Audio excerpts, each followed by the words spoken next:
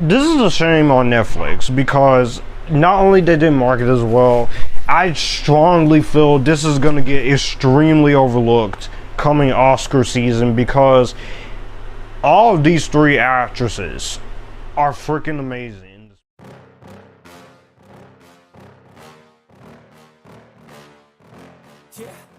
What's going on, everyone? My Epictastic Nation. Welcome back to Epictastic Joshua. If you're a returning member, if you are the 80.4 who are new here, consider subscribing to the channel and hit the like button if you want to see more content like this. My name is Joshua Drake. I talk movies, TV, and on a few occasions, music and anime. And I'm very happy to give you guys my thoughts on the latest Netflix film, His Three Daughters, which I've really been looking forward to this ever since the film festival of last year where this first premiered. This is directed by Azazel Jacobs and this stars Carrie Coon, Natasha Lyonne, Elizabeth Olsen, Jovan Adepo, and Jasmine Bracey. Three distant sisters reunite in New York City to care for their sick father. Tensions rise as they confront past issues, aiming to heal family bonds, and laughter and tears as they grieve their ailing father on the last days of his life. I was really interested in His Three Daughters simply because of the fact that this sounded like it was going to be a very good drama, and also the fact that you have three talented actresses involved.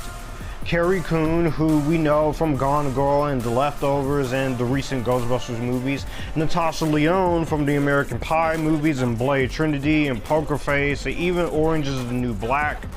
And then we have the lovely Elizabeth Olsen, which y'all know how I feel about Elizabeth Olsen. There's no question at this point to even doubt how I feel about her. So I was very much looking forward to it because of them, and also hearing things about how great this was at the Toronto International Film Festival last year. I said, I've got to see this. This was one of my most anticipated movies of the year. Of the smaller films, of the bigger movies, it was Furiosa. But now I went into this very excited, but also very nervous because I know this is going to be a movie that is going to be overlooked, and also simply because of the fact that Netflix has not done any kind of big marketing for this movie when it comes to trailers or such.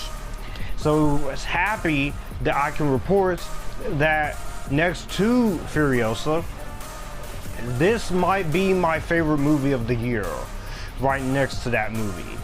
And there's a lot of reasons why I think that, but I will say Azazel Jacobs, I look forward to seeing what other movies that he's done in the past. I know he's done movies in the past, but I've never seen them, but this is definitely a movie that I want to see more of his stuff going forward. And I also am familiar with him because of Sorry for Your Loss, which this is the second time he's reunited with one of these ladies. I thought this was a very beautiful and emotional film. But so going into the pros of this movie, easily my biggest positive of this movie is his direction. Azazel Jacobs' direction and his writing. What he's able to do to make me into this story as much as I am is that we're taking three different sisters with three different personalities. One has a boyfriend and feels like that she's not being treated very well by the other two siblings. We also have one other sister who's had a little bit of a drug problem and such in the past. And then you have another sister, of course, in the case of Rachel, who is just trying to be the straight one and such. And so that's what I really do appreciate when it comes to it. And I definitely really like the way that he chooses to go about each of these three characters. I very much really enjoyed. You get each of their personalities, you get a lot of what went on in their past trauma and how they're feeling and past issues, and also some family tension that's gone on. So I definitely really enjoyed that part of the movie, and I thought that was the more fascinating part of how Azazel Jacobs' writing and direction was able to make me really deeply connect with all three of these women. And it's not just the way he writes them, it's also the way this movie is directed. This is a singular shot film that takes place in one location.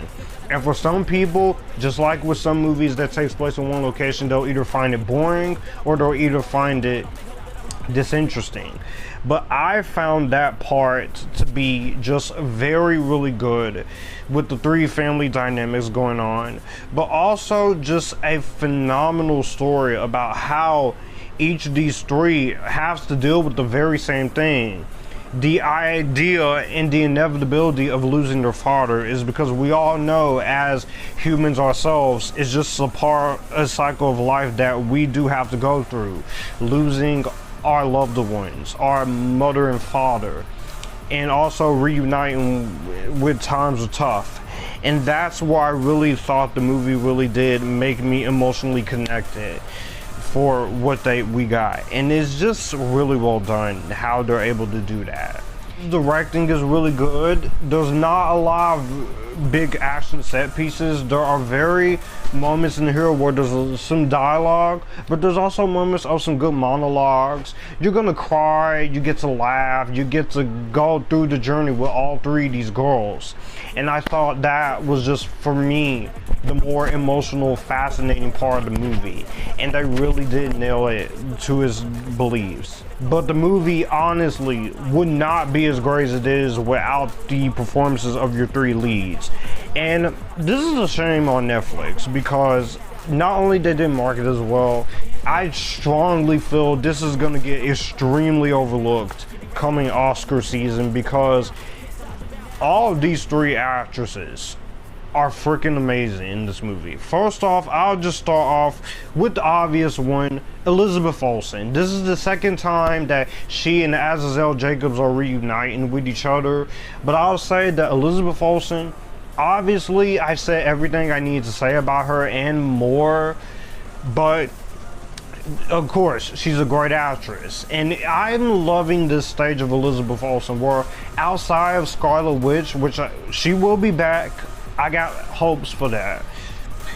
Outside of the MCU and big franchises, I love seeing Elizabeth Olsen take on a dramatic role, whether it's Martha Marcy May Marlene in Secret, or even if the movie is not great, Red Lights. I don't like that movie, but I love the performance in it. Wind River, and even Sorry for Your Loss and Love and Death, which I wanted to review last year, but I didn't. It shows that she is not just the action girly in superhero movies. She's also very good with her comedic moments, but she also has very dramatic moments as Christina. And I thought she was very relatable in her part, and I thought she gave a fantastic performance in this movie. But easily, I have to say, Carrie Coon and Natasha Lyonne are just as great as Katie and Rachel, as they have their own problems going on. And the chemistry that these three girls have are just absolutely beautiful. It's absolutely loving, and it's emotional there. And especially in the movie's last couple minutes, it shows that these three actresses are very committed to this. I've seen a lot of interviews for the movie, and you could tell that all three of them was on the same page.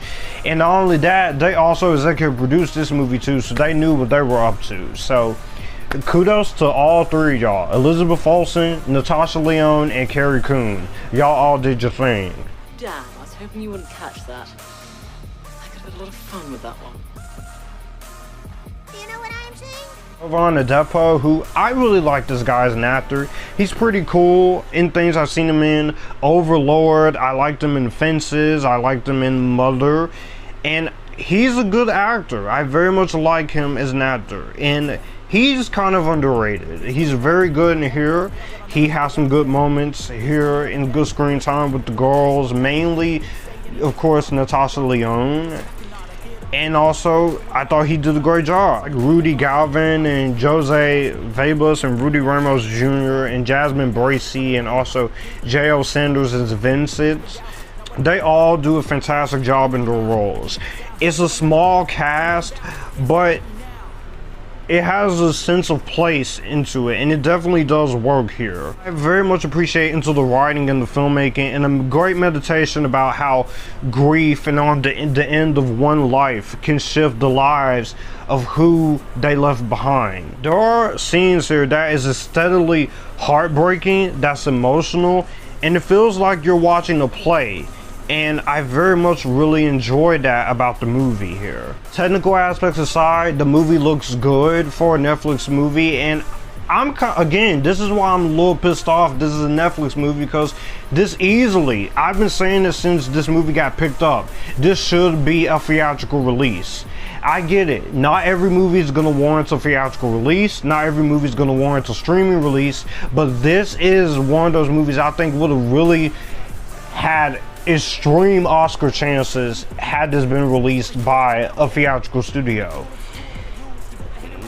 And I very much really enjoyed the fact that the technical aspects are very well done. The cinematography looks really good here. The score is really sentimental and sweet as well. It's also very well edited, so that way you're not in the movie for too long here. And for the entire 141 minutes, I'm sitting there and I'm just really enjoying it. And I'm not angry. I'm sitting here really taking in a lot of the emotions that each of these three sisters have to go through. I could relate to a lot of what they're feeling because the same relationship I have with my sisters, in which they have different personalities and so do I could relate to that, and I definitely really admired that the movie was not afraid to show the different personalities of these three while they're living in this New York apartment, having to tend to their aging dad. I will say there's not really much negatives I have with this. I will say I don't have any issues with this. But overall, History Daughters, I'm happy to say that this is one of my favorites of the year next to Furiosa. I really love this. I love the story. I like the emotional weight. The three girls have excellent chemistry with each other. Azazel Jacobs' direction is fantastic. And while it touches on something that is pretty relatable in our everyday society, I very much really had a great time with this. I do get the feeling this will be overlooked in next year's Academy Awards, but overall, these three girls alone made this movie phenomenal. I know there's Transformers 1 and The Substance and Never Let Go, but if you have to watch anything this weekend, I would definitely suggest going to Netflix and dedicating your time to this. This is a very good emotional story. Well, that's gonna do it for the video that you just checked out. If you're new here, or if you're a returning member, you must really like what I do in terms of talking all this stuff that I like to do. So, if you guys are interested in me talking movies, TV, music, and anime, and doing all sort of creative fun things with me, please consider hitting the channel icon over here, and there will be a video here and a playlist or a different video here. As always, acknowledge me, join the Epictasticness, stay Epictasticness, and until next time, you guys keep it cool.